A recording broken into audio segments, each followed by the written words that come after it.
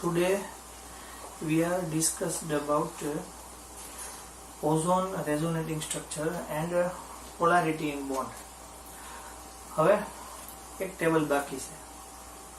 વચ્ચે bond length, bond order, bond energy, આ બધી ડેફિનેશન બાકી છે. બરાબર, એ મારે તમને શીખવાડવાની છે. પછી અત્યારે હું તમને આવી થિયરી લર્ન કરાવું છું અને નેક્સ્ટ લેક્ચર છે એની અંદર આપણે જેટલું આપણે બુક ને રિલેટેડ ભણ્યા છીએ, વધારાનું જે કંઈ પણ શીખ્યા છે એ નેક્સ્ટ લેક્ચરમાં લઈ લેશું અને જે કંઈ પણ થિયરી ડિસ્કસ કરવાની છે એ પણ થઈ જશે. એટલે આપણે આજે બરાબર એ બે થિયરી શીખવાની છે, ઓઝોન રેઝોનેટિંગ સ્ટ્રક્ચર અને પોલારિટી ઇન બોન્ડ. બરાબર, તો અત્યારે જે બે થિયરી શીખવાડું એ આવડવી જોઈએ. પછી આપણે એને ડિટેલમાં શીખવાની, બોન્ડ એન્થાલ્પી, બોન્ડ લેન્થ, એ બધું આપણે નેક્સ્ટ લેક્ચરમાં જોશું. અને પછી હું તમને કહીશ કે જો આ પેલું પેજ બુક છે એમાં મેં તમને એટલું ભણાવ્યું, બાકીનું જે મટીરિયલ છે મટીરિયલ અત્યારે ખોલવાનું નથી, પણ પહેલા હું જે શીખવાડું ને એ શીખવાનું છે, બાકીનું જે લખવાનું છે હું તમને કહેતો જઈશ. ઓકે, તો આપણે આજે જે ટોપિક શીખવાનું છે એ ઓઝોન છે, એનું resonating structure. So resonance in ozone. તો પહેલા તો ફર્સ્ટ આપણને એમ થાય કે રેઝોનન્સ એટલે શું. સો રેઝોનન્સ છે એ આપણા માટે શું છે? સો રેઝોનન્સ છે એની અંદર એવું આવશે કે આ બેન્ઝીન રિંગ છે. તમે એવું જોયું હશે કે બેન્ઝીન. સો આ બેન્ઝીન છે. હવે શું થાય કે આ બેન્ઝીન છે એમાં ટોટલ 1 2 3 4 5 ને 6 સાઈડ આવે. સો આ એમાં ડબલ બોન્ડ છે, બરાબર ને, 1 by 1 છે. તો એવી રીતે અહીંયા પણ ડબલ બોન્ડ આવે. સો રેઝોનેટિંગ જે સ્ટ્રક્ચર હોય એની અંદર ડબલ બોન્ડ આપણને આવે છે. તો એ ડબલ બોન્ડ 1 by 1 આવે છે. ડબલ બોન્ડ જે 1 by 1 આપણને જોવા મળે છે, બરાબર, આવું જે ગોઈતું હતું એ સાયન્ટિસ્ટનું નામ હતું કેક્યુલે. એને એવું ડ્રીમ આવ્યું હતું અને ડ્રીમ ઉપરથી આની આપણે ડિસ્કવરી થઈ હતી અને એના પરથી આ બધા બોન્ડ હોય એ એકબીજાની અંદર રેઝોનન્સ થાય છે. એટલે ઘડીક અહીંયા આ સાઈડ હશે, ઘડીક અહીંયા હશે, એવી રીતે આ રીતે હશે. એના પરથી આપણને હેક્ઝાગોનલમાં રાઉન્ડ સ્ફિયર દોરી અને એને આવી રીતે ડ્રો કરી શકાય. તો એના બે રેઝોનન્સ થયા. એવી રીતે સિમિલર કાર્બોનેટ આયન હોય. સો કાર્બોનેટ આયન હોય તો એને આ રીતે રિપ્રેઝન્ટ કરવામાં આવે. આવું આપણે કાર્બોનેટ આયનનું સ્ટ્રક્ચર આપણે લાસ્ટ ટાઈમ જોયું હતું કે એમાં CO હોય, O છે એ માઇનસ ચાર્જ, O છે એ માઇનસ ચાર્જમાં હશે, બરાબર. એવી રીતે કઈ રીતે એમાં આમ હશે તમને કીધું હતું કે નહીં. આવી રીતે આપણી પાસે ટોટલ નંબર ઓફ ઇલેક્ટ્રોન છે એ 6 થશે આપણી માટે, બરાબર. બટ જો આપણે જોવા જઈએ તો જે મિડલ કાર્બન છે એમાં 2 4 6 total bond 6, number of electron 12 થાય. નંબર ઓફ ઇલેક્ટ્રોન 12 થશે એવું તો પોસિબલ જ નથી. લુઈસના ઓક્ટેટ રૂલ પ્રમાણે કોઈ પણ ઈચ અને એવરી એટમ હોય એની પાસે number of electron more than 8 is not possible, બરાબર. સો મોર ધેન 8 ન હોવા જોઈએ.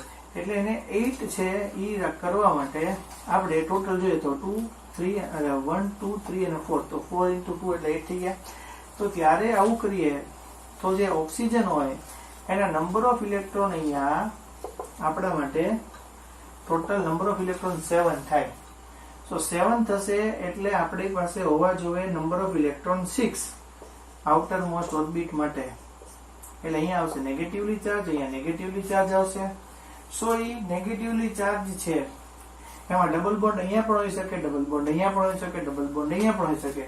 એટલે ટોટલ આના રેઝોનન્સ સ્ટ્રક્ચર જે થાય એ આપણા માટે ટોટલ 3 સ્ટ્રક્ચર થશે, બરાબર.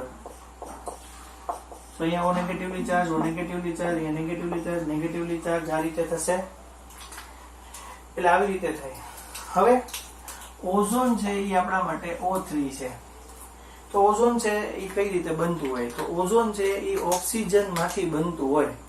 ઓક્સિજન છે એ કન્વર્ટેડ ઇન્ટુ O3. આવું તમે જ્યારે 16 ગ્રુપ લર્ન કરશો, P બ્લોક ની અંદર બધા ગ્રુપ આવે છે એસ બ્લોક આખું ભણવામાં આવે, પી બ્લોક ની અંદર 13, 14, 15, 16 ગ્રુપ આવે, 17 ગ્રુપ આવે. તો આપણે 16 ગ્રુપ જ્યારે લર્ન કરવાનો આવશે એમાં પ્રિપેરેશન ઓફ ઓઝોન આવશે. સો એ ઓઝોન છે એ O2 માંથી O3 બને છે, બરાબર. એવી રીતના છે એ ઓઝોનાઇઝર ટાઈપના આપણા માટે ઇક્વિપમેન્ટ હોય. સિમેન્સ ઓર બ્રોડી નું ઇક્વિપમેન્ટ હોય છે, બરાબર. સિમેન્સ ઓર હેલેસ કે નું આપણી માટે એવું ઇક્વિપમેન્ટ હોય છે. અને એ ઇક્વિપમેન્ટ થી આપણે ઓઝોન છે એ બનાવીએ છીએ, એવું આવે. તો અહીંયા જે ઓઝોન બન્યો છે એ આપણા માટે O2 છે 3 મોલ ઓફ O2 માંથી 2 મોલ ઓફ ઓઝોન બન્યું હોય. પણ એ ઓઝોન નું રેઝોનેટિંગ સ્ટ્રક્ચર કઈ રીતે થાય? તો હું એમ કહું કે અહીંયા મારી પાસે ટોટલ નંબર ઓફ 3 ઓક્સિજન છે. તો હવે આપણે ખબર નથી પણ આપણે ડબલ બોન્ડ થી આમને ડ્રો કરી દઈએ.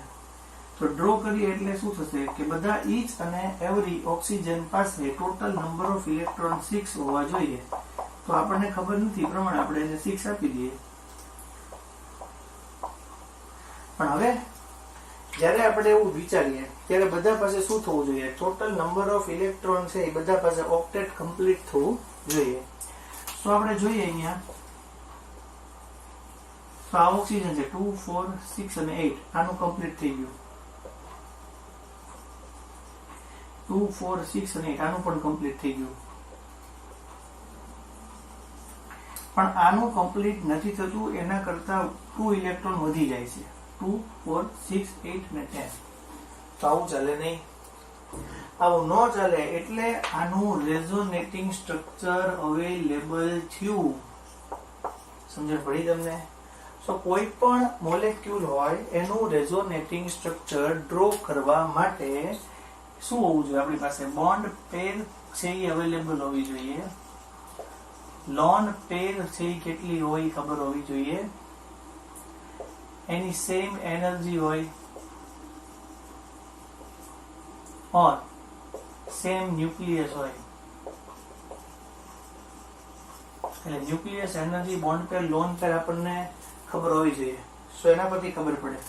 હવે ઓઝોન છે એ કઈ રીતે ડ્રો થાય? તો ઓઝોન છે એનું આપણે આ ફર્સ્ટ સ્ટ્રક્ચર જોઈએ.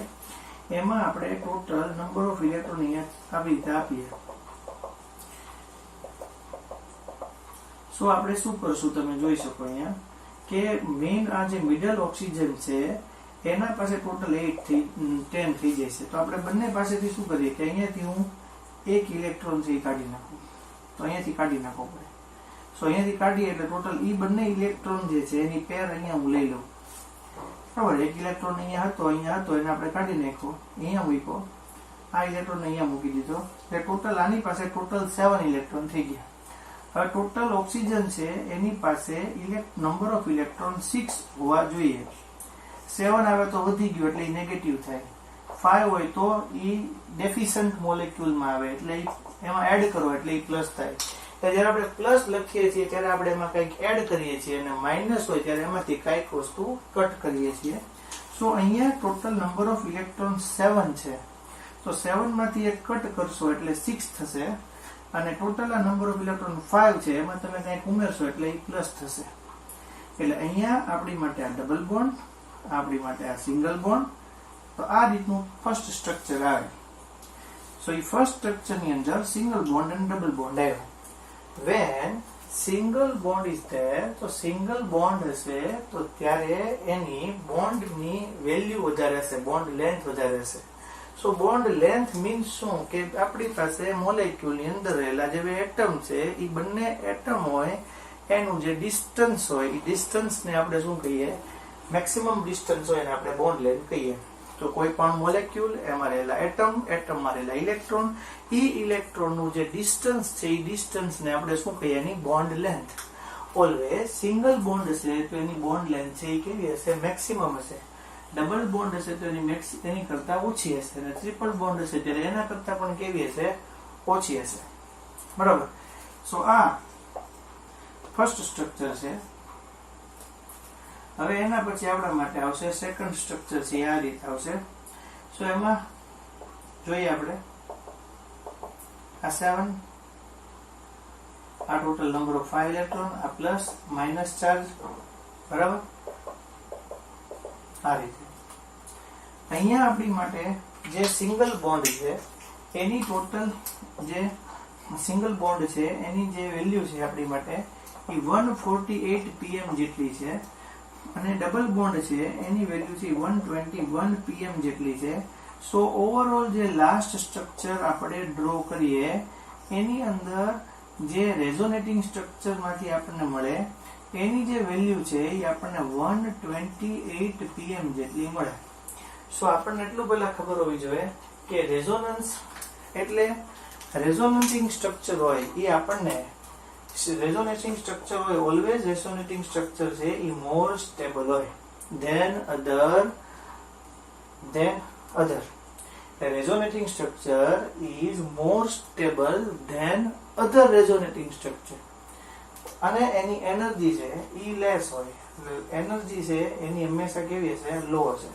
એટલે એનર્જી લો હશે, મોર સ્ટેબલ હશે, સિંગલ બોન્ડેડ હશે તો એની બોન્ડ લેન્થ વધારે હશે, ડબલ બોન્ડેડ હશે તો લેન્થ ઓછી હશે. અને જો આપણે એનું રેઝોનેટિંગ સ્ટ્રક્ચર ડ્રો કરીએ એની બંનેના મિડલ લેવલમાં હશે. બરાબર. કઈ રીતે resonating structure? Always resonating structure draw કરીએ ત્યારે લુઈસ ઓક્ટેટના રૂલનો ફોલો થવું જોઈએ. લુઈસનો ઓક્ટેટનો રૂલ ઓબે થવો જોઈએ. ઓકે, સો આપણે કઈ કઈ બાબતો છે એ જાણતા હોવા જોઈએ. ફર્સ્ટ બોન્ડ પેર, લોન પેર, સેમ એનર્જી ઓર સેમ ન્યુક્લિયસ. તમારે આ જ છે એ આપણી પાસે મોલેક્યુલ હોય તેમાં આપણે લોન પેર ગણવી હોય તો કઈ લોન પેર આપણે ગણીએ તો તમે જોઈ શકો અહીંયા આવે. તો આપણી માટે અહીંયા 1 2 3 4 5 અને 6 લોન પેર થાય. બોન્ડ પેર કેટલી થાય? 3 થાય. હવે હું તમને નેક્સ્ટ થિયરી કરાવું છું. એ આપણી માટે છે પોલારિટી ઇન બોન્ડ. તો આપણે જોઈએ પોલારિટી ઇન બોન્ડ છે એ આપણે થિયરી જેવી જોઈએ.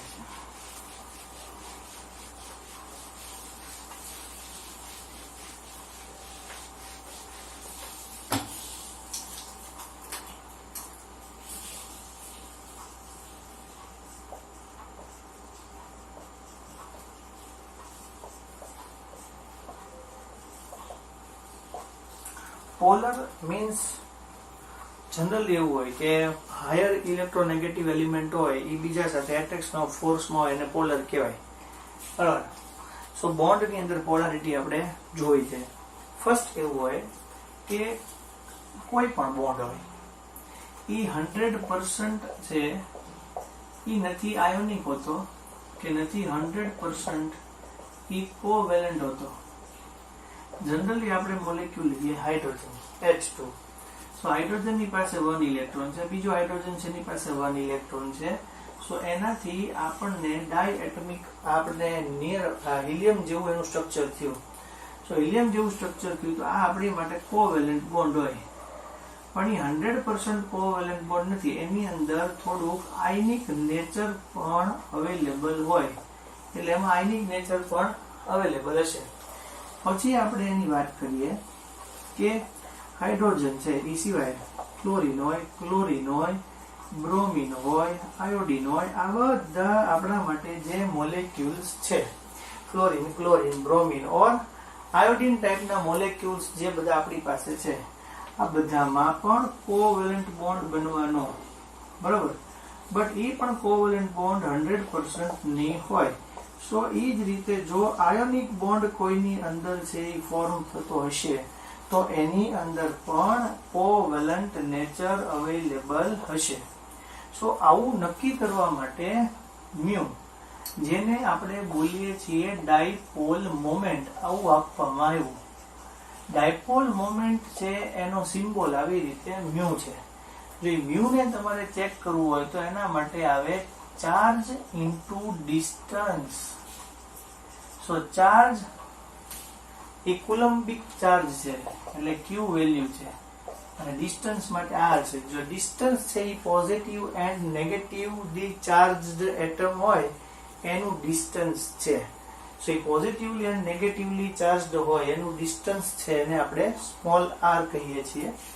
સો આ જે છે કુલમ્બિક વેલ્યુ આપણે જાણીએ છીએ 1.6 × 10⁻⁹ ઓકે. અને ચાર્જ ડિસ્ટન્સ છે એની વેલ્યુ એંગસ્ટ્રોમમાં હોય તો 3.33564 into 10⁻³ આવી વેલ્યુ આપણને મ્યુની મળે છે.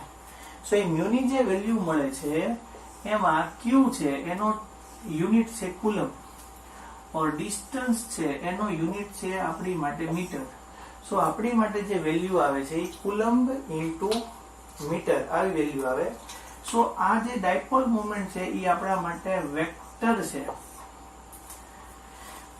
ઓકે, સો એ વેક્ટર એટલા માટે છે કારણ કે એની ફિક્સ વેલ્યુ છે અને એ ચોક્કસ છે, એ ડિરેક્શનમાં લાગતું એટલે એની ડિરેક્શન છે એ કોમ ફિક્સ છે અને એની વેલ્યુ પણ ફિક્સ છે એટલે આપણી માટે વેક્ટર છે. કેમ, કઈ રીતે? સપોઝ આપણી પાસે HF છે. સો HF માં ફ્લોરિન છે એની ઇલેક્ટ્રોનેગેટિવિટી 4 છે, હાઇડ્રોજન છે એની ઇલેક્ટ્રોનેગેટિવિટી 2.1 છે. હવે આપણને ખબર હોવી જોઈએ. સો ફ્લોરિન છે એના માટે ટોટલ નંબર ઓફ ઇલેક્ટ્રોન 7 છે, હાઇડ્રોજન માટે નંબર ઓફ ઇલેક્ટ્રોન 1 છે. હાઈએસ્ટ ઇલેક્ટ્રોન ફ્લોરિન પાસે છે, એની ઇલેક્ટ્રોનેગેટિવિટી પણ હાઈએસ્ટ છે. સો એટ્રેક્શન ઓફ ફોર્સ છે એ ક્યાં હશે? એક્ઝેક્ટ ફ્લોરિન તરફ હશે. સો ફ્લોરિન છે એ નેગેટિવલી ચાર્જ એટલે માઇનસ ડેલ્ટા હશે, હાઇડ્રોજન છે એ પોઝિટિવલી ચાર્જ એટલે એ પ્લસ ડેલ્ટા હશે. સો આ પ્લસ ડેલ્ટા છે, ઓલું માઇનસ ડેલ્ટા છે. સો અહીંયા આવે છે હેડ અને ટેલ.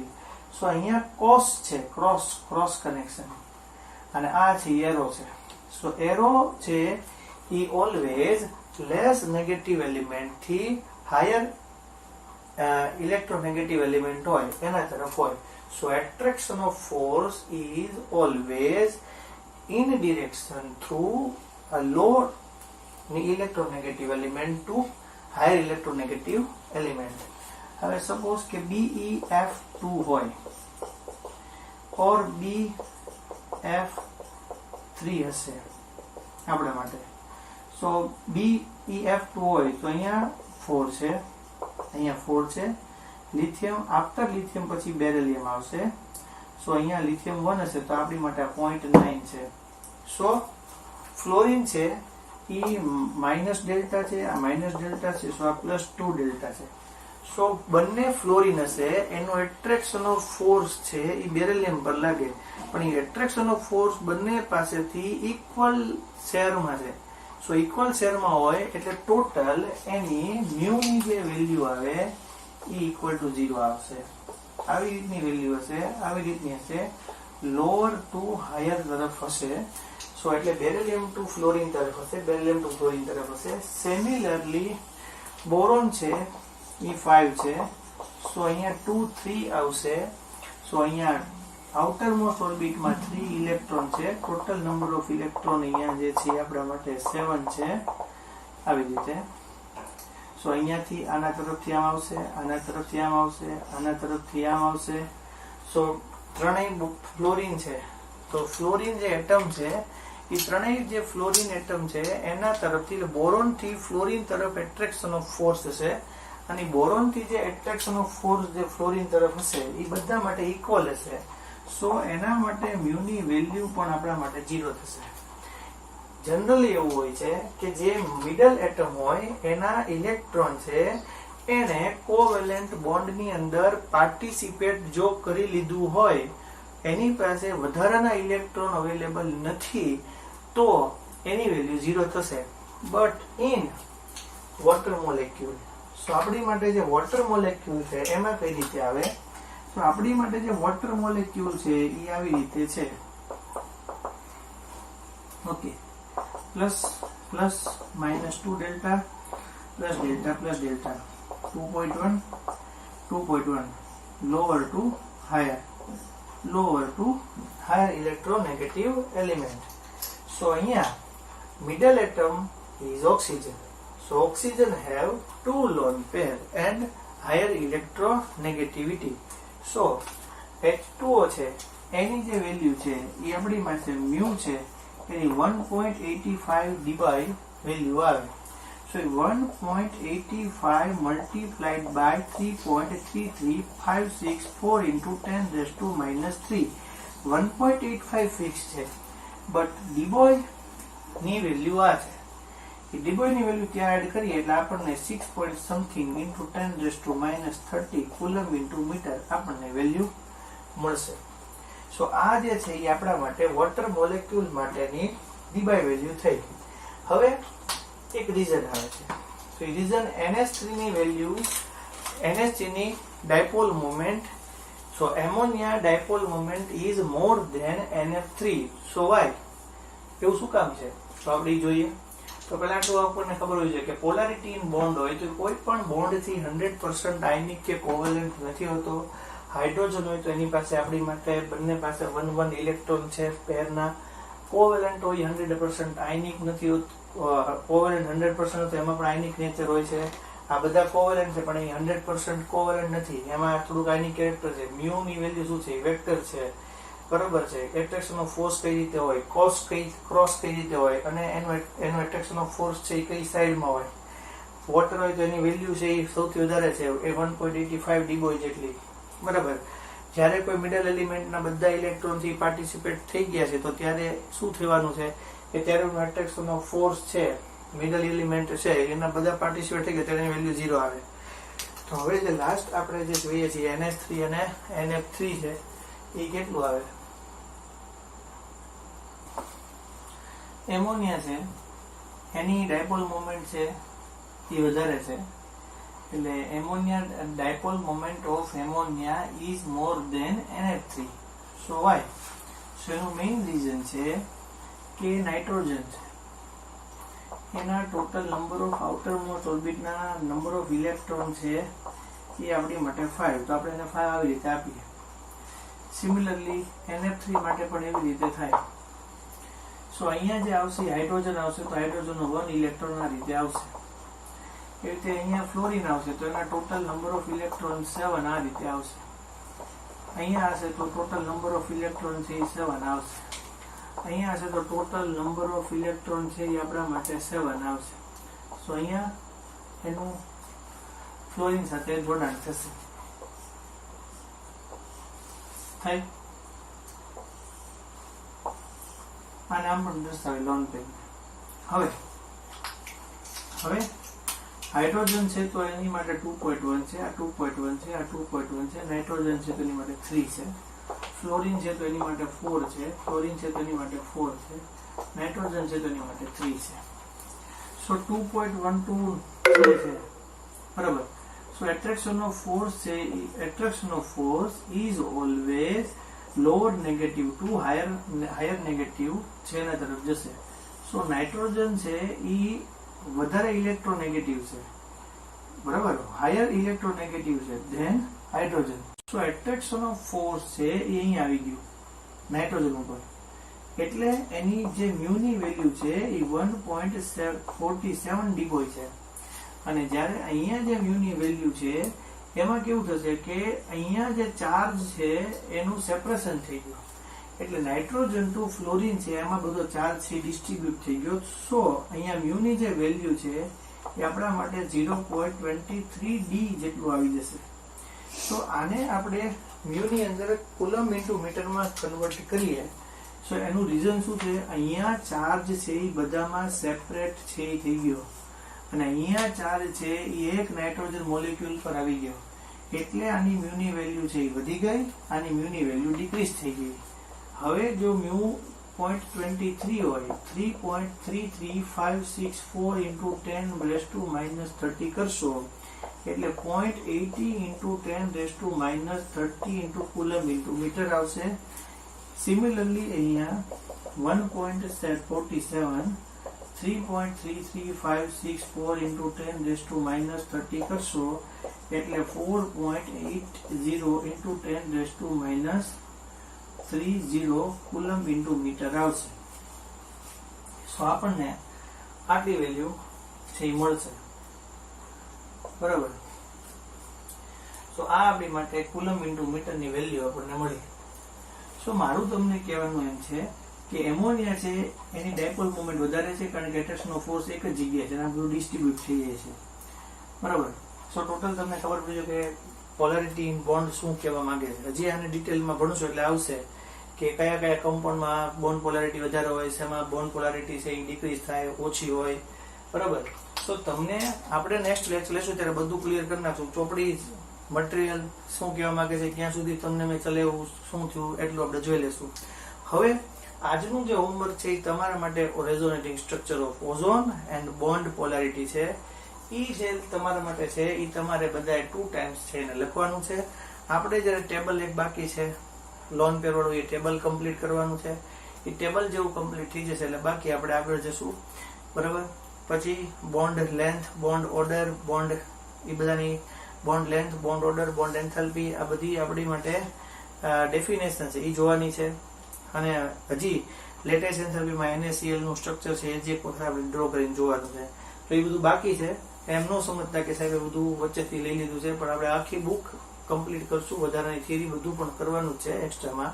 પણ તમારે આજના દિવસ પૂરતી આ 2 થિયરી છે એ તમારે 2 ટાઈમ્સ લખવાની છે. Okay, thank you.